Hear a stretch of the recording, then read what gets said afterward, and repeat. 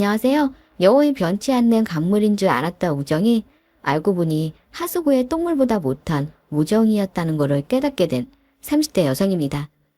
썰만 구독자 여러분들도 초등학교 졸업식 때 친구들과 이별을 해야 한다는 게 너무나 아쉬워서 눈물을 흘렸던 경험이 있으시죠? 감수성이 예민하던 그 나이에는 친구들과의 우정이 너무나 소중하고 아름다웠던 시절이니까요. 하지만 중학교를 가고 고등학교를 가면 또 새로운 친구를 사귀고 옛 친구들은 기억 속에서 잊히기 마련입니다. 하지만 저에겐 초등학교 때부터 함께한 단짝 친구 하나가 있었는데요. 그 친구와는 중고등학교도 같이 다녔고 대학생이 돼서도 우정을 쌓아갔어요. 저에겐 그 친구가 영혼의 단짝이라고 해도 모자람이 없을 만큼 가장 친한 친구였죠.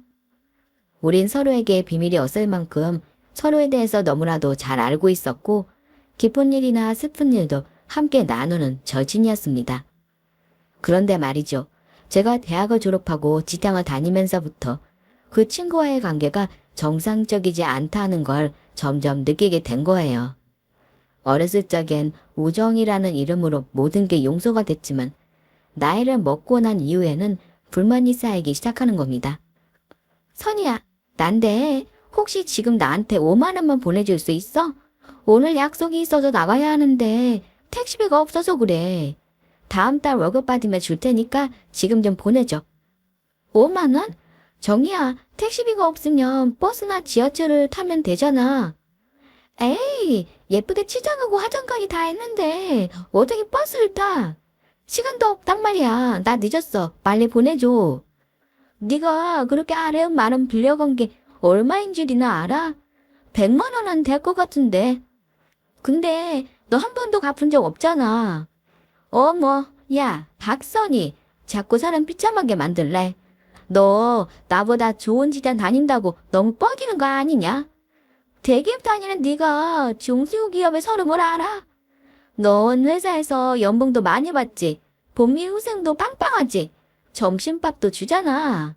우리는 자질구레한 거 스스로 다 알아서 해야 한다고. 친구가 하도 쪼들려서 푼돈 좀 빌려달라는데 그거 가지고서 친구 자존심을 깎고 싶냐?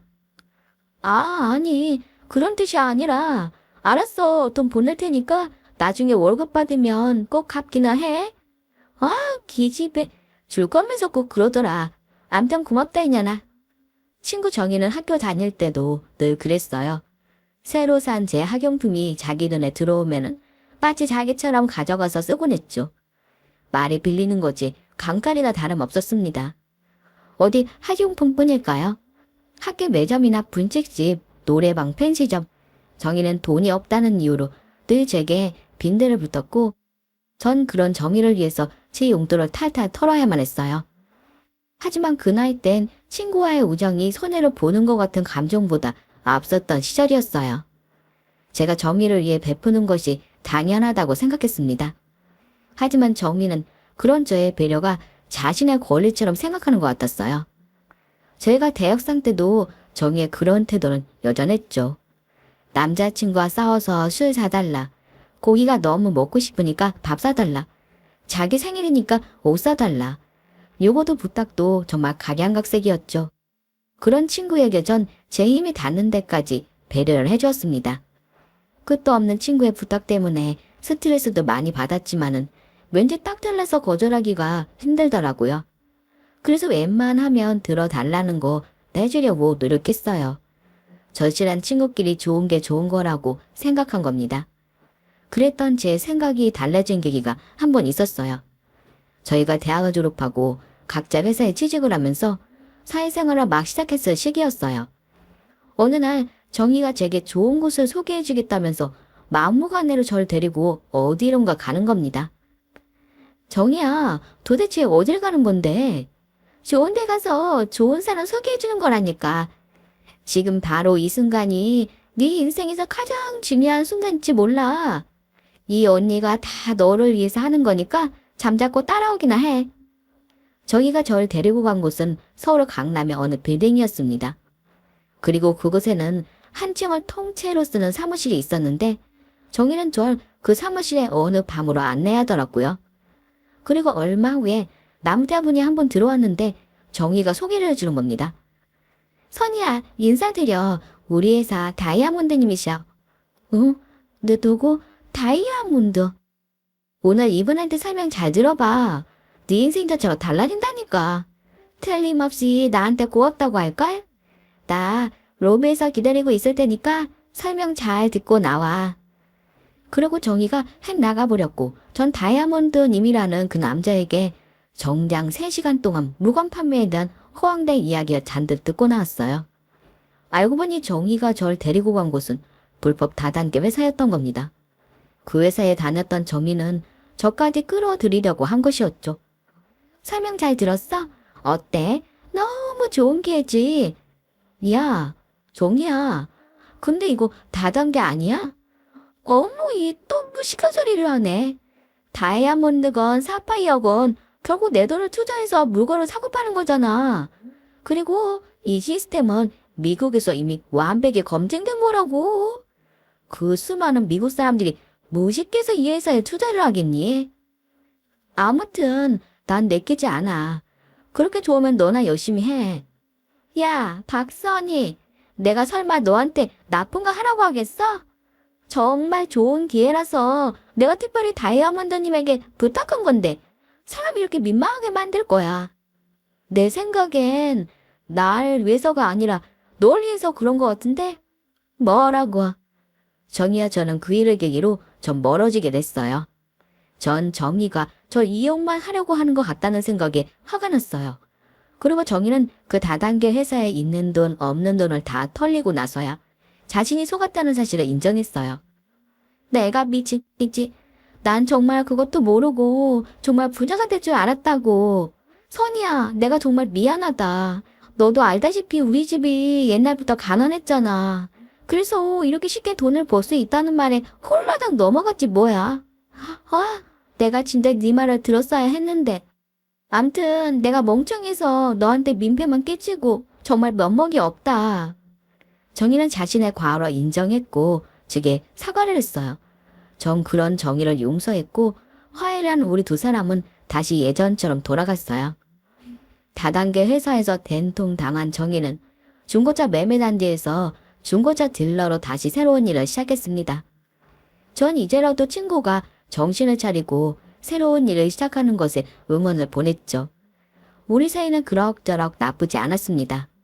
정희가 제게 크고 작은 돈을 빌리거나 옷이나 가방을 비어가는 것이 영 불편했지만 그래도 여태 쌓아온 우정이 있는데 차라리 내가 참고 말자는 생각으로 넘어가곤 했습니다. 하지만 제가 믿고 있던 그 우정이 산산이 부서진 결정적인 사건이 절 기다리고 있었어요.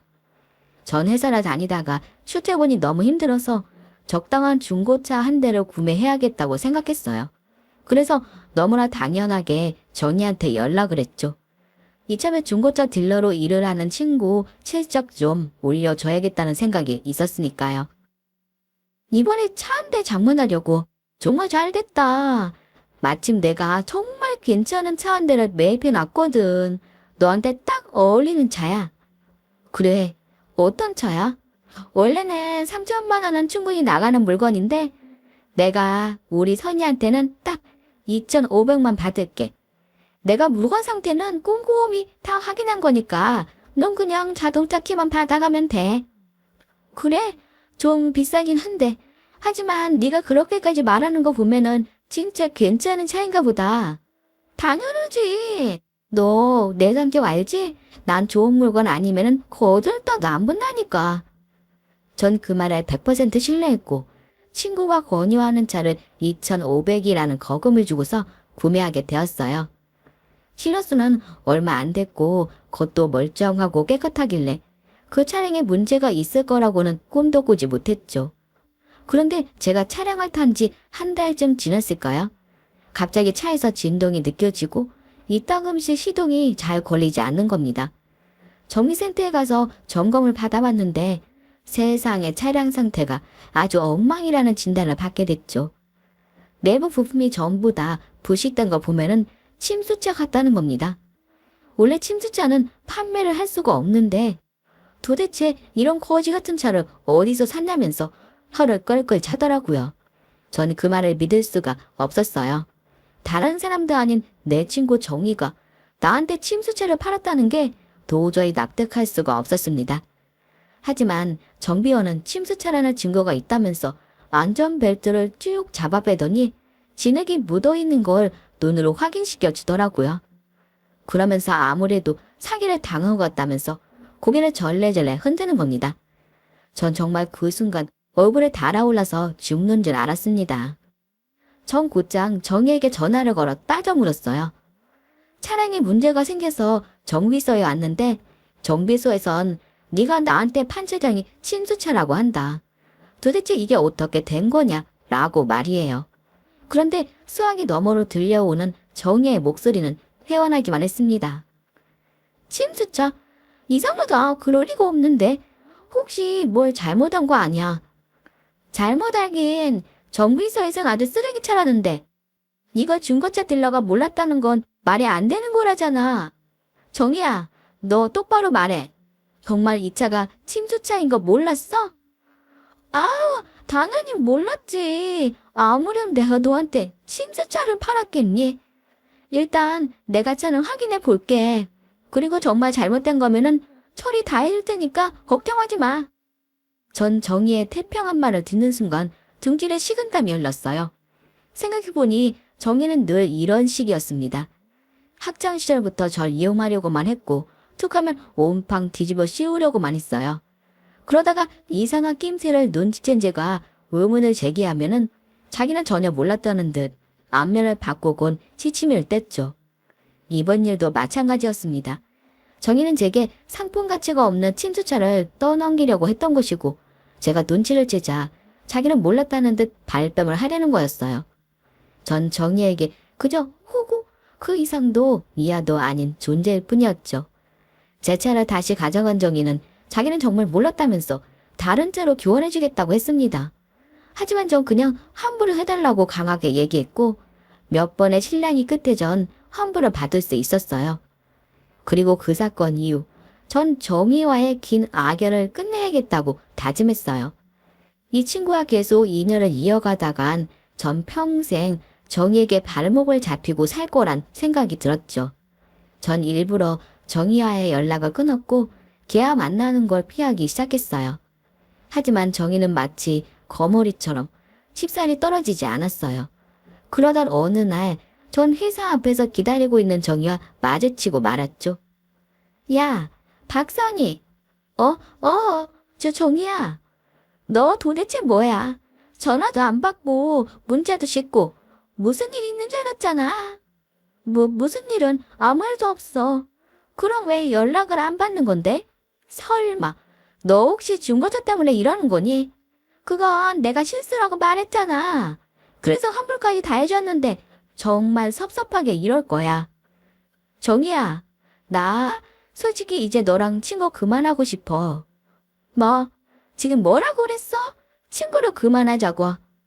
응, 내가 고민히 생각해봤는데 지금까지 우리 우정은 우정이 아니었던 것 같아. 난 너한테 손해만 보고 이용만 당했잖아. 그래서 이런 허울뿐인 우정 이제 그만했으면 해. 참나, 너 정말 피해의식이 쩌는구나. 수십 년 우정이 허울뿐이라고. 그깟 중고차 한 대 때문에 우리 우정이 아무것도 아닌 게 되니? 정말 실망이다. 네가 어떻게 생각해도 나는 할 말 없어. 앞으로 우리 그냥 남남처럼 지냈으면 좋겠다. 그게 내 결심이야. 뭐?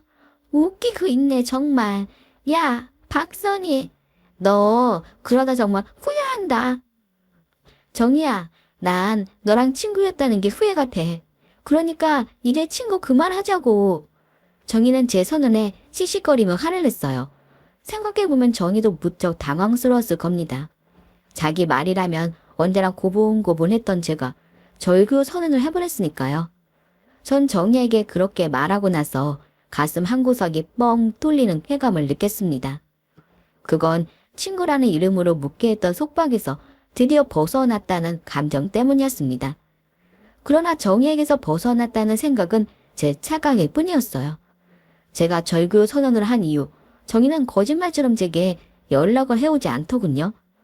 전 그렇게 우리 둘 사이의 인연이 끝난 줄로만 알았죠. 하지만 정희는 제가 생각했던 것보다 훨씬 더 집요한 친구였습니다. 어느 날 저랑 알던 친구 하나가 오랜만에 전화를 걸어와서는 엉뚱한 소리를 하더라고요. 선이야, 그런데 너 그거 사실이야? 어떤 거? 이런 말 묻는 거 조심스럽긴 한데 너 혼전 임신을 했다며. 그런데 남자가 책임을 지지 않고 사라져 버렸다던데. 어쩌다 그런 일을 겪게 된 거야. 뭐? 그게 무슨 소리야? 임신이라니? 남자친구도 없는 내가 무슨 임신이야? 정말? 우리 사이끼리 숨길 게 뭐가 있어? 나한테 솔직해도 되는데. 내가 숨기긴 뭘 숨겨? 진짜 아니라니까. 아니, 누가 그런 말을 해? 우리 고등학교 동창들한테는 소문이 다 났어. 네가 남자 잘못 만나서 인생 망쳤다고. 그런데 정말 아니야? 진짜 아니지. 아니라니까. 진짜 아니라고. 전 조금도 모르고 있었지만은 동창들 사이에는 저에 관한 나쁜 소문들이 나돌고 있던 모양이었어요. 아니, 어떻게 남자친구 하나 없는 제게 그런 소문이 도는 건지 이해할 수가 없었죠. 전 소문의 출처를 찾아내기 위해서 전화통을 붙잡고 파고들기 시작했습니다. 악의적인 소문을 퍼뜨린 장본인이 바로 정이라는 사실을 알게 되었죠. 야, 이정희, 내가 혼전 임신했다고 네가 말하고 다녔다며? 그게 정말이야. 아, 그거? 내가 농담처럼 한 말이었는데 누가 진짜인 줄 알고 얘기하고 다녔나 보네. 야, 누가 그런 걸 농담으로 말하니? 너 일부러 그런 거 아니야? 일부러 그러긴 웃으려고 한 소리였는데 그렇게 됐나 보다. 근데 너 나랑 절교한다고 하지 않았니? 우리가 이런 걸로 통화하고 그럴 사이는 아니지 않나. 뭐? 정희는 제게 아주 교묘하고 악질적으로 복수를 하고 있었던 겁니다. 저에 관한 좋지 않은 소문을 퍼뜨리며 평판을 깎아내리려는 것이었습니다. 전 정희의 그런 유치한 행동에 더 이상 반응하지 말아야겠다고 생각했죠. 하지만 정희의 집요함은 점점 더 심해지기만 했어요. 하루는 회사 부장님이 절 조용히 부르시더라고요. 부장님의 굳은 표정 때문에 불길한 예감이 들더라고요. 다른 게 아니라 박선희 씨한테 사실 확인할 게 있어서 불렀어.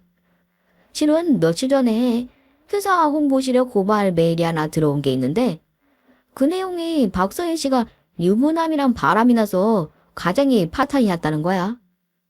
개인사는 회사가 관여할 바는 아니지만은 아무래도 당사자한테 확인은 해야 할 것 같아서 말이지. 박선희 씨 정말 유부남이랑 바람이라도 난 거야. 네. 아니에요, 부장님. 제가 무슨 유부남을 만나요. 정말 아니에요. 도대체 누가 그런 말도 안 되는 메일을 보냈다는 거예요? 정말 제 이름이 거론된 게 맞아요? 뭐가 잘못된 거 아니에요? 틀림없어. 박서희 씨 부서명과 이름, 따위까지 정확히 적시돼 있더라고. 암튼 박서희 씨는 그런 사실이 없다는 거지. 네, 정말 맹세해요. 만약 제가 진짜 그랬다면 절 해고하셔도 돼요.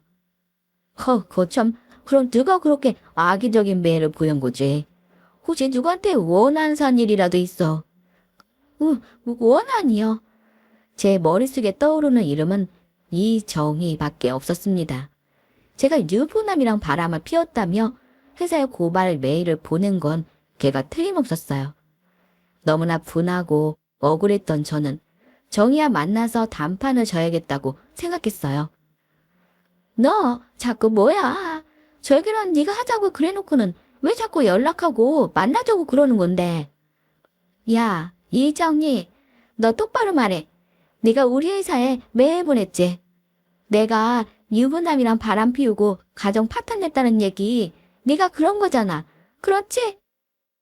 얘가 또 어디서 뭘 보고 생사람을 잡아. 왜? 니네 회사에 그런 소문까지 돌아? 너 진짜 유부남이랑 바람이라도 난 거 아니야. 말 돌리지 말고 똑바로 얘기해달라고. 그 메일 네가 보냈잖아. 내가 그렇게 한가한 사람처럼 보여. 내가 친구도 아닌 너한테 시간까지 들여가면서 왜 그런 짓을 해야 하는데? 너 단단히 착각하는 것 같다. 정말 아니야? 나 이거 그냥 넘어가지 않을 거야. 그러니까 네가 한 짓이면은 지금이라도 말해. 아이씨고, 네 마음대로 해. 난 아니니까. 정희는 끝까지 자신의 짓이 아니라고 뻔뻔하게 굴더군요. 심정은 확실했지만 증거가 없으니 더 이상 따져 물을 수가 없었죠. 전 회사로 메일을 보낸 정체불명의 발신인을 상대로 명예훼손으로 고발을 진행했습니다. 그리고 얼마 후 정찰 사이버 수사대에서는 메일을 보낸 사람이 이정희라고 확인을 해주었어요. 제 추측이 어김없이 맞아떨어진 것이었죠. 경찰에게 고발장이 접수됐다는 얘기를 들은 정희는 제게 먼저 전화를 걸어왔더라고요. 선이야, 나야. 일단 미안하다는 말을 먼저 해야 할 것 같네. 경찰에서 연락이 왔었어. 그래, 맞아. 내가 그 메일 보낸 거. 나랑 절교하자는 네가 너무 미워서 심술 좀 부려본 거야. 그렇다고 그런 걸로 고소까지 하는 애가 어딨어. 암튼 앞으로 이런 일 없을 거야. 내가 사과할 테니까 고소 취하해줘. 내가 왜? 내가 너한테 분명히 말했지? 나 이번 일 절대로 그냥 넘어가지 않을 거라고 경고했잖아. 그런데 넌 나한테 진실을 밝히지 않았잖아. 이젠 그 대가를 치러야 하지 않겠어? 야, 그깟 일로 친구끼리 정말 이럴 거야? 그래, 네가 절교하자고 그래서 내가 또 신경질이 나서 그랬다. 그렇다고 경찰에 신고를 하냐? 그게 정상적인 사고방식이냐고. 뭐, 친구들이며 회사며 나에 관한 악의적인 헛소문을 퍼뜨린 사람이 사고방식 운운하는 거 정말 웃기지 않니? 정희야, 우리가 이렇게 막장까지 갈 줄은 정말 몰랐다. 그런데 이건 네가 다 자초한 일이야. 난 고소 취하할 생각 없으니까 법대로 하자고. 뭐라고? 야, 박선희, 너 정말 끝까지 이럴 거야? 나 이번엔 끝까지 한번 해보려고. 맨날 너한테 호구 잡혀 살았던 박선희가 아니라는 거 너한테 확실히 보여줄게. 전 정희한테 단호하게 잘라 말했습니다. 그리고 합의 같은 건 절대 없다고 선을 그었죠. 결국 정희는 허위사실 유포와 명예훼손 혐의로 법정에 넘겨졌고 벌금형을 선고받게 되었죠. 그리고 그 이후부터 정희는 제게 쓸데없는 소문을 퍼뜨리거나 심술을 부리는 일을 하지 않았어요. 저도 가만히 앉아서 당하지 않는다는 거를 확실히 깨닫게 된 것일 겁니다. 그렇게 우리 두 사람의 우정은 씁쓸하게 끝이 나고 말았어요. 하지만 전 정희를 끊어낸 일에 대해서 후회하지 않았습니다. 그간 제가 우정이라는 이름에 속아 당했던 일에 비하면은 크게 후련하진 않았지만은 이렇게라도 악연을 정리한 게 최선이라고 생각했거든요. 그렇게 정의의 존재를 제 기억 속에서 지운 채 몇 년이라는 시간을 흘려보냈죠. 그리고 전 그 사이 회사에서 좋은 남자를 만나 결혼을 하게 되었고 예쁜 딸도 하나 낳고 키우게 되었습니다. 그제야 전 온전한 제 인생을 살았고 좀처럼 느껴보지 못한 행복을 느끼고 있었습니다. 그런데 오랜만에 연락이 닿은 동창생의 입에서 잊고 있던 정희의 소식을 듣게 되었죠. 예, 선이야. 너 혹시 정희 소식 들었니? 정희 소식? 무슨 소식? 그 기집애가 남자 하나 잘 물어서 완전 팔자 고쳤다잖아. 무슨 대리석 사업인가? 암튼 뭐 그런 사업하는 남자인데 잘 나가는가 봐. 걔가 요새 외제차 끌고 다니면서 동창들한테 밥도 쏘고 술도 사면서 지 자랑하느라 바쁘다고 그러더라. 아, 그래? 그런데 뭐 난 걔한테 관심 없어. 하긴 너희들 여전히 사이가 좋지 않지? 지금도 서로 연락 안 하지? 옛날에는 둘이 그렇게 붙어 다니더니만 아무튼 사람 일은 모른다니까. 내가 언제 정이랑 붙어 다녔어? 정이 걔가 날 끌고 다닌 거지. 그래, 알았어. 그런 걸로 하자. 정희가 잘 나가는 남자를 만나서 똥똥거리고 산다는 이야기는 그리 유쾌하게 들리지 않았어요. 걔가 어디 가서도 굶어 죽을 애가 아니라는 건 알았지만 참 지독하다는 생각이 들더라고요. 그런데 정의와의 악연이 참 질기긴 질긴 모양입니다. 그런 정의를 뜻밖의 장소에서 만나게 될 줄은 정말 꿈에도 몰랐습니다. 정의가 잘 나가는 남자를 덥석 물어서 잘 살고 있다는 이야기를 들은 지 한 두어 달쯤 지났을 거예요. 어느 날 남편이 하청업체의 대표들을 전부 불러서 부부동반 모임을 한다는 이야기를 하더라고요. 내년에 굵직굵직한 공사가 많이 예정돼 있잖아. 이제 곧 연말도 다가오고 해서 하청업체 대표들한테 잘해보자고 응모조 안에서 모임을 하는 거지. 아, 부부동반 모임이니까 당신도 참석해야 해. 내가 명색이 하청업체들을 관리하는 부서장인데 당신 없이 혼자 가면 모양 빠지잖아. 전 남편을 따라 회사 차원에서 진행하는 부부 동반 모임에 참석을 했어요. 규모도 꽤 크게 기획이 된 행사인 만큼 고급 호텔에서 진행이 되었죠.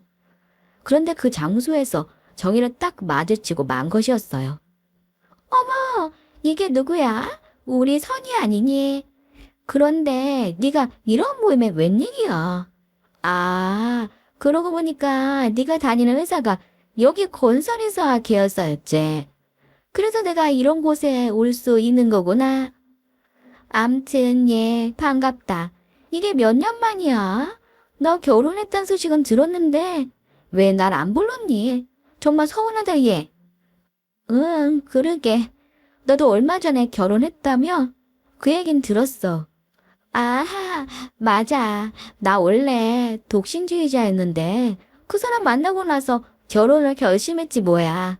하하하. 워낙 나한테 지극정성이라서 내가 그 마음에 홀딱 넘어갔지. 넌 잘 모르겠지만 우리 그이가 대리석자재 회사 대표거든.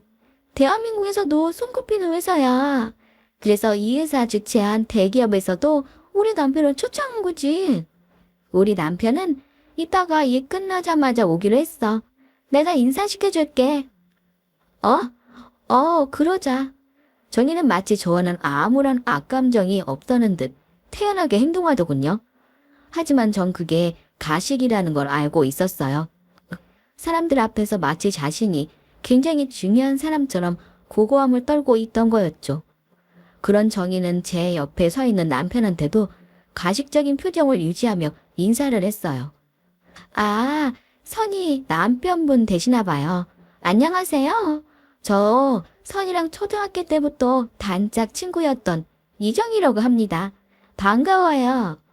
네, 안녕하세요. 우리 선이가 하도 남자한테 관심이 없어서 정말 시집 못 갈 줄 알았는데 이렇게 멋진 분이랑 결혼하려고 그랬나 봐요. 아, 그런가요? 제가 선이를 어렸을 적부터 봐서 잘 아는데 얘가 남자 보는 눈이 정말 높거든요. 그래서 웬만한 남자가 와서는 선이한테 명함도 못 내민다니까요. 그런가요? 그건 몰랐네요. 말도 마세요. 중학교 땐 방송반 선배가 선이를 좋아한다고 얼마나 쫓아다녔는데요. 그래서 둘이 아마 서너 달 사귀었죠. 그래서 방송반 커플 1호였다니까요. 그땐 둘이 하도 붙어 다녀서 얼마나 눈꼴시렸는지 모른다니까요. 우리 선이한테 그런 면이 있었나요? 정희는 제 남편에게 친근하게 접근해서는 하지 않아도 될 말들을 하는 겁니다. 정희는 말빨이 하도 좋아서 별거 아닌 일도 별것처럼 만드는 재주가 있었죠. 언뜻 들으면 제 칭찬을 하는 것 같지만은 잘 들어보면 사실은 절 깎아내리고 있는 것처럼 말이에요. 전이 그런 행동에 온 신경이 집중됐지만 전 못 들은 척 태연을 가장하고 있었어요. 그런데 정희는 보란 듯이 제 남편과 사람들 사이를 넘나들며 제 흉을 보기 시작하는 겁니다. 혹시 그거 아세요? 선이가 옛날에 짝퉁을 그렇게 좋아했잖아요. 신발도 짝퉁, 티셔츠도 짝퉁, 심지어는 아무도 모른다면서 목걸이도 도금 목걸이만 하고 다녔잖아요. 아, 얘 궁상 떠는 거 보면은 정말 한숨부터 쉬었다니까요. 그래요? 아, 내가 또 실수했나? 내가 술만 들어가면 이렇게 입이 가벼워진다니까. 조심해야지. 이러다가 또 고소당할라. 몇 년 전에 정의가 저 고소한 이야기는 아세요? 점점 도를 넘는 정의의 행동 때문에 언짢아지기 시작했습니다. 하지만 화를 누르고 꼭 참고 있었습니다. 남편은 회사를 대표해서 나온 부서장이었습니다. 많은 하청업체들 대표들 앞에서 남편 체면이 깎일까봐 걱정이 된 겁니다. 제가 정의한테 화를 냈다가 행사 분위기를 망칠지도 모를 일이었으니까요. 하지만 정의는 제 남편에게 제 과거 이야기를 들먹거리면서 제 흉을 보는 일을 멈추지 않았습니다. 문득 남편 기색을 슬쩍 살폈는데 남편 표정도 좋지가 않더라고요. 오랜 친구라는 사람이 와이프 흉만 보니까 마음이 불편했을 겁니다. 전 이 자리에서 빨리 일어나야 할 것 같다는 생각이 들었어요. 이러다가 남편 기분이 엉망이 되고 행사를 망칠 것 같다는 불안감이 들었거든요. 정희야, 미안한데 난 이제 일어서야 할 것 같아. 급한 일이 좀 생겨서. 그런데 갑자기 정희가 제 손목을 와라 붙잡는 게 아니겠어요? 어머, 야, 박선희. 그냥 이렇게 가면 어떡해. 우리가 몇 년 만에 만난 건데 그냥 이렇게 가면 안 되지. 얼굴 봤으면 됐지 뭐. 나중에 기회 되면 또 볼 날이 오겠지. 너나 더 놀다 와. 아니야. 그래서 이건 아닌 것 같아. 조금 있으면 우리 남편도 온단 말이야. 우리 남편 얼굴도 한번 보고 가야지. 우리가 어떤 사이인데 안 그래? 정희야, 솔직히 우리가 이렇게 얼굴 마주보면서 웃을 사이는 아니잖아. 너도 결혼해서 잘 산다니까 다행이라고 생각해. 그러니까 괜히 분위기 망치기 전에 내가 일어나는 게 좋겠어. 어머, 왜 분위기를 망쳐? 너 혹시 그때 나 고소한 일을 아직도 마음에 담고 있니? 벌금 먹은 나는 괜찮은데 고소한 네가 왜 불편해하니? 그거 이상한 거 아니야. 암튼 난 너랑 한 자리에 있는 거 좀 불편하네. 네가 은근히 나 돌려가는 것도 보기 싫고 그러니까 그만하자. 도의역가? 누가 누구 도의역가? 아하, 혹시 내가 네 허물을 네 남편한테 다 밝힐까 봐 그러니? 아휴, 그런 거라면 걱정하지 마라. 내가 아무리 네 남편한테 그런 말까지 하겠어? 네가 짝퉁 좋아하고 남자 보는 눈이 분수에 맞지 않게 높다. 딱 그거 두 개만 말했다. 이제 다른 건 절대 말하지 않을게. 그러니까 더 놀다가. 정희는 계속 제 속을 긁더라고요. 전 더 이상 참지 못하고 목소리를 높였죠. 야, 그만하라고. 내가 그냥 간다잖아. 그런데 왜 자꾸 붙잡아? 너 일부러 사람 골 돌리려고 그러는 거 내가 모를 것 같아? 뒷담화 해도 되니까 나 없는 자리에서 하라고. 얘 또 성질 나오는 거 봐라. 옛날엔 순둥순둥 하더니만 나이 먹으면서 점점 성질이 더러워지는 것 같네. 하긴 그러니까 친구한테 고소나 하고 그러는 거겠지. 알았다, 알았어. 안 잡을 테니까 가라, 가. 정희는 잡고 있던 제 손목을 놓으면서 테이블 위에 올려져 있던 커피를 집더라고요. 그리고 바로 그 순간 제 가방에다가 커피를 확 쏟아붓는 게 아니겠어요? 어머, 이거 누구 가방이니? 미안하다. 내가 요새 손에 힘이 없어서. 너 지금 이게 무슨 짓이야? 왜 내 가방에 일부러 커피를 쏟아? 아, 이거 선이 네 가방이었어. 미안하다, 미안해. 내가 실수를 좀 했네. 그런데 이거 진짜 아니고 짝퉁이지? 야, 이제 나이를 좀 먹었으면은 진짜 좀 들고 다녀라. 창피하게 짝퉁이 뭐냐? 그거 짝퉁인 거 너무 티나지않아. 뭐라고? 전 정의의 뻔뻔한 태도에 할 말을 잃고 말았죠. 제 가방인 줄 뻔히 알면서 실수인 것처럼 커피를 쏟는 행동도 정말 어이가 없었어요. 너무나 분해서 어쩔 줄 모르겠더라고요. 그런데 옆에서 가만히 지켜보던 남편이 정희에게 한마디를 하더라고요. 이거 보세요. 너무 지나치신 거 아닙니까? 제가 참고 쭉 지켜봤는데 친구라는 분이 왜 이렇게 삐뚤게 구는 건가요?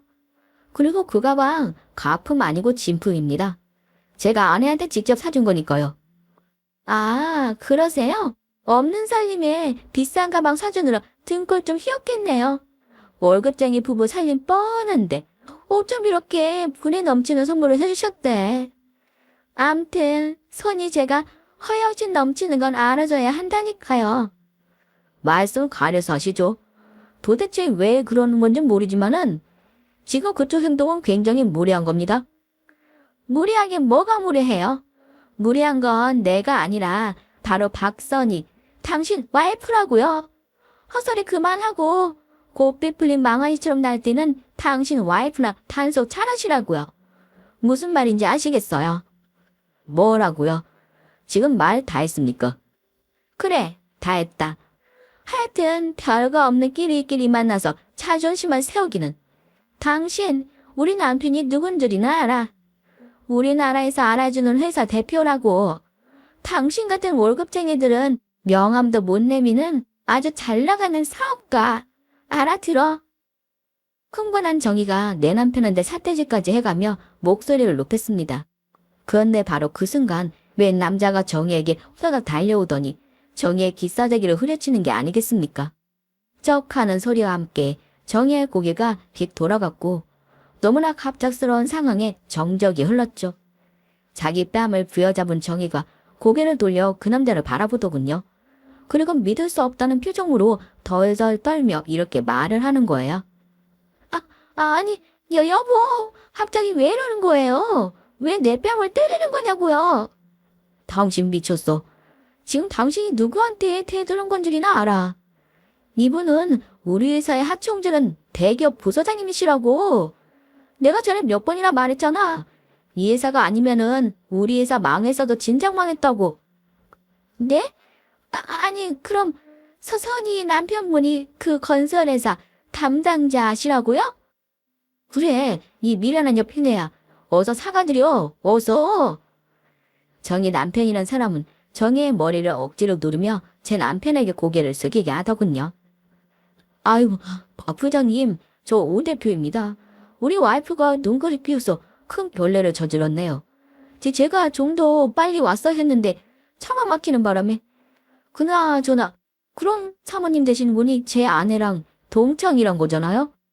아유, 이렇게 깊은 인연인데 이런 큰 실수를 하다니 제가 참 면목이 없습니다. 그러니까 여기 계신 이정희 씨가 오 대표님 아내분 되신다는 거네요. 정말 신기한 인연이네요. 저희 회사에서 오 대표님 물건을 쓴 지가 벌써 8년째인데 이렇게 얽혀 있을 줄은 몰랐습니다. 그러게 말입니다. 모쪼록 미련한 아내를 용서해 주세요. 정희는 안색이 새파랗게 지어서는 남편에게 사과를 했어요. 죄송합니다. 제가 술이 좀 취해서 실수를 했어요. 제가 그럴 생각이 아니었는데 정말 죄송합니다. 그리고 커피를 쏟은 제 가방을 자기 옷으로 쓱쓱 닦으며 제게도 잘못을 빌더군요. 수선이야, 내가 잘못했다. 내가 이렇게 속이 좁아. 내가 잘못했으니까 한 번만 용서해 주겠니? 용서는 무슨, 너랑 나랑 무슨 용서까지 주고받니? 우린 어차피 남남이잖아. 암튼 이제 다시는 얼굴 보는 일 없었으면 좋겠다. 서선이야, 그렇게 말하면 내가 너무 미안하잖아, 응? 정희의 180도 바뀐 태도에 근처에 있던 사람들이 비웃음을 참지 못했어요. 그리고 얼마 후 두 사람은 도망치듯 동창회를 떠났죠. 알고 보니 정희의 남편 회사는 저희 남편이 관리하는 오랜 거래처였던 겁니다. 그 회사는 대리석 자재를 저희 회사에 납품했고 그 덕분에 회사가 크게 발전할 수 있었던 겁니다. 그리고 그 거래처를 관리하고 결정하는 업무를 하는 게 바로 제 남편 일이었고요. 남편은 그 사건 이후 그 회사와의 거래를 끝냈고 대리석을 대주는 거래처를 변경했습니다. 남편의 말로는 모임에서 있었던 사건과 전혀 무관한 일이었고 품질 문제가 자꾸 불거져서 어쩔 수 없이 교체했다고 말하더군요. 진짜 진실은 남편만 알고 있겠지만 말입니다. 그 일이 있은 후 정희는 다른 동창들을 통해서 제게 연락을 해왔어요. 자기 남편이 우리 회사의 거래가 끊겼다며 제발 다시 한번 생각해달라고 울고 불고 떼를 쓰더군요. 정희야, 내가 실수를 한 건 맞지만 그렇다고 이렇게 거래를 끊어버리는 게 어딨어. 나 우리 남편한테 맞아 죽기 일보 직전이야. 남편 회사가 지금 부도나게 생겼다고. 정희야, 내가 잘못했다, 응? 예전 생각해서 한 번만 봐주라. 내가 다시는 네 앞에서 까불지 않을게. 그러니까 네 남편한테 다시 한번 생각해달라고 얘기 좀 해줘, 응? 정희는 제게 애걸복걸을 했지만은 전 그 일은 남편이 회사 차원에서 결정한 것이고 당연히 제 소관이 아니라고 말했어요. 그리고 다시는 연락하지 말라고 선을 그었습니다. 당연히 남편을 설득할 마음도 없었고요. 그렇게 정희와의 수십 년간 이어진 똥물 같은 우정은 막을 내렸어요. 하지만 전 지금도 가끔 이불킥을 차곤 합니다. 왜 어린 시절엔 바보처럼 정의의 얄팍한 실수에 놀아났는지 분통을 터뜨리면서 말입니다. 하지만 나중에라도 정신을 차렸으니 그나마 다행인 건 맞죠? 혹시 저와 비슷한 고민을 하고 계신 분들이 있다면 꼭 이런 말씀을 드리고 싶습니다. 엘버트 하버드란 사람은 이런 말을 남겼답니다. 진정한 친구는 당신을 가장 좋게 아는 사람이자 여전히 당신을 사랑하는 사람이다. 당신을 고민하게 만드는 그 친구가 진정한 친구인지 꼭 진지하게 고민해 보시길 바랍니다. 감사합니다. 오늘 썰맘 사연글에 여러분의 소중한 댓글 기다리면서 그만 인사드리겠습니다. 감사합니다.